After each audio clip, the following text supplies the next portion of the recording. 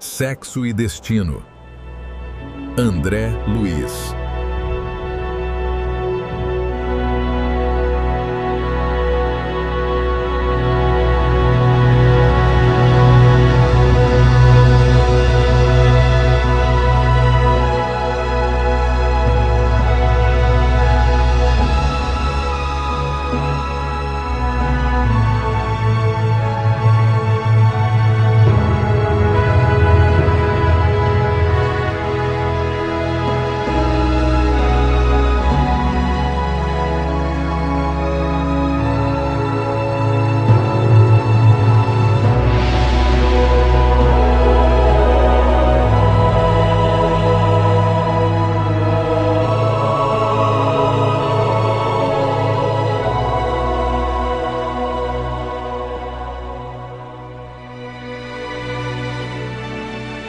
A contragosto e desferindo obscenidades, Moreira concordou em deixarmos o quarto assim que Gilberto entrou, declarando seu amor e suas preocupações à moça.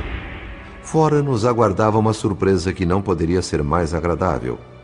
Irmão Félix, piedoso e simpático, mesmo informado sobre a infeliz atitude do ex-obsessor, o abraçou como um pai que reencontra um filho. Eflúvios regenerativos invadiram e sensibilizaram o vingador no mesmo instante. Sem uma palavra de censura pela deserção de Moreira, o benfeitor amigo falou com tristeza do que ocorria naquele momento com Marita. Ah, meu amigo, infelizmente a menina piorou. Sente dores muito fortes, aflições, está completamente fragilizada. Não há muito o que eu possa fazer, mas você pode, Moreira. Desde que se afastou dela, a pobrezinha entrou em carência. Na verdade, ela necessita de você, espera por você. Está disposto a voltar ao hospital? Claro, irmão Félix, agora mesmo. Eu não devia ter saído de perto dela. Fomos os três à casa de saúde. A situação de Marita não poderia ser mais triste. Escorada por um servidor espiritual, não conseguia assimilar o auxílio energético insuflado por ele.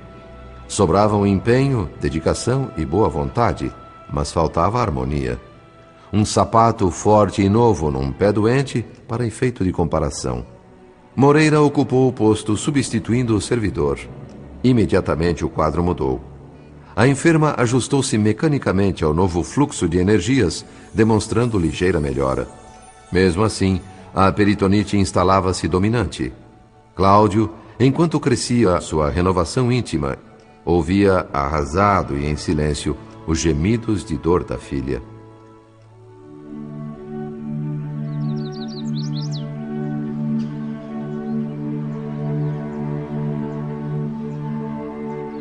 No dia seguinte, novos contatos com Agostinho o motivaram a estudar mais a respeito da doutrina. Marita, que pouco antes articulava reflexões, não conseguia pensar agora senão no próprio sofrimento físico. Moreira, tocado em seu sentimento, demonstrava ternura e compaixão. Seu apoio fluídico reconfortava a enferma, e o ex-vampirizador sentia-se feliz por essa afinidade. Era como se a providência divina abençoasse o lavrador rude, permitindo-lhe contemplar os sinais promissores das primeiras sementes do bem que ele plantava. Alguma coisa boa eu tenho conseguido, André. Nunca me senti tão útil como agora. É como se eu, de repente, encontrasse uma maneira de ocupar o vazio do meu coração. Mas gostaria de aprender mais, poder ajudar Marita com mais eficiência. O que eu faço não é o bastante. Você tem conhecimento, pode me ensinar.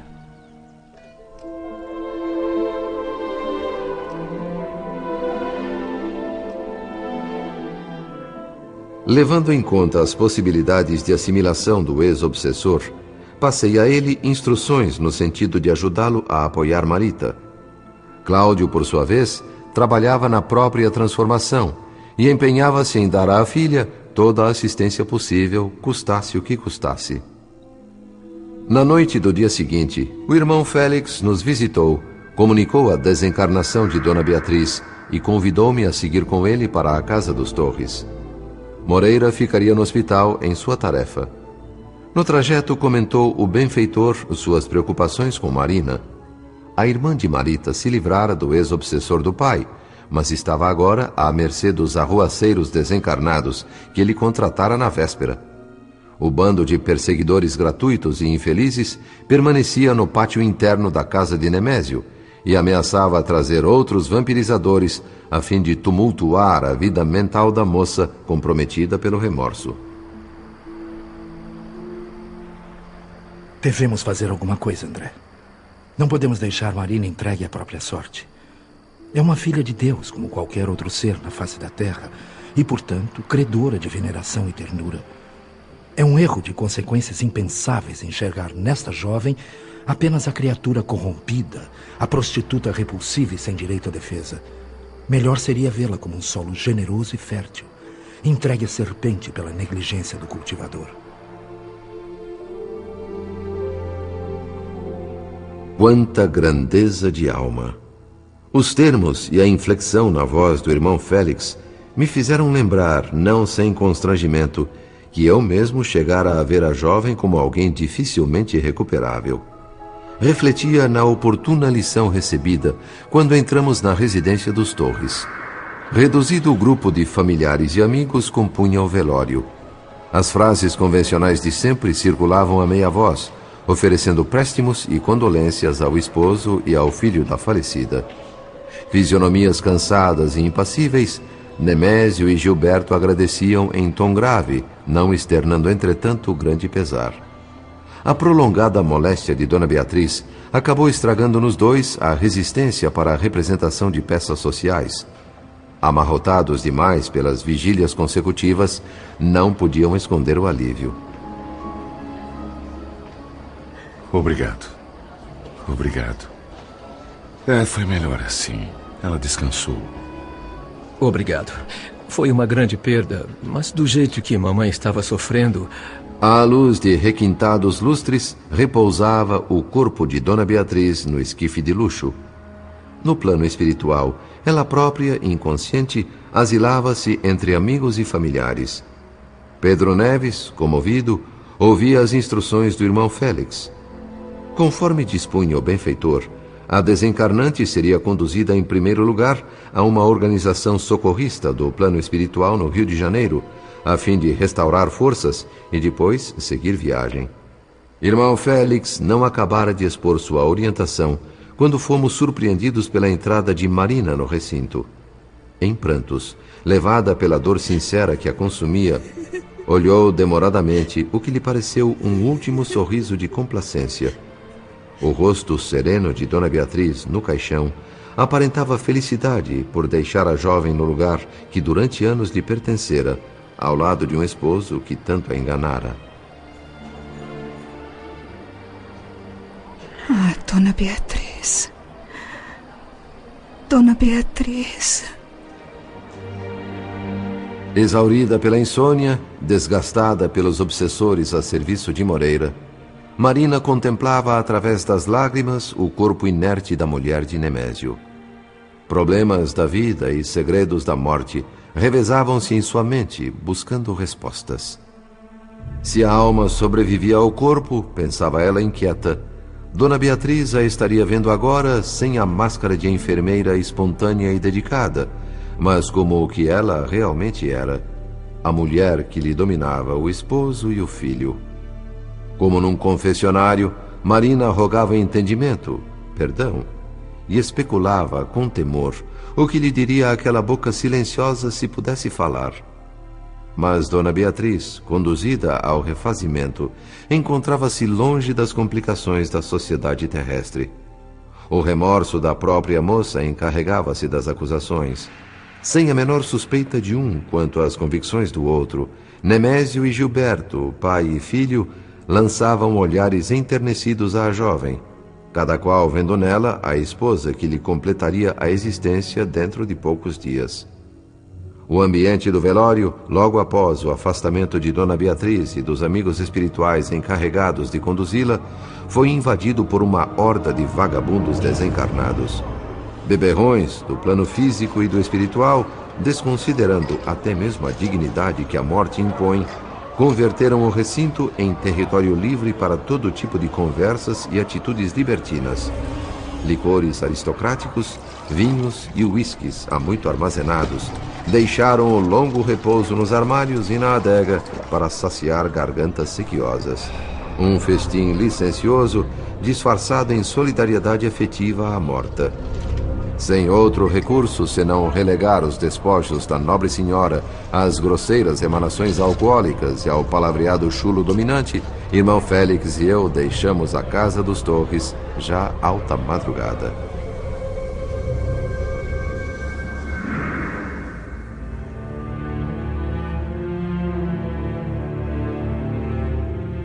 O ato seguinte deste trama urbano começou logo após os funerais, no dia imediato.